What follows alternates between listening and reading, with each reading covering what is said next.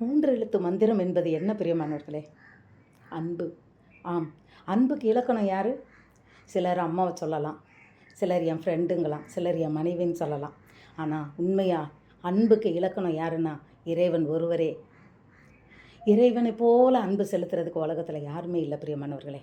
மற்றவர்கள் அன்பெல்லாம் எதிர்பார்த்து கொடுக்கின்ற அன்பு. தேவனுடைய அன்பு யார் எதிர்பாராது கொடுக்கிற அன்பு. வேதம் சொல்லுகிறது, தன்னை போல் பிறரை நேசி. நம்மளை போல் நம்ம மற்றவங்கள நேசிக்கணும். அப்படி நம்ம நேசிச்சிருந்தோம்னா விபச்சாரம் பண்ணுவாங்களா, திருடுவாங்களா, கொள்ளையடிப்பாங்களா, கொலை செய்வாங்களா? எப்படி?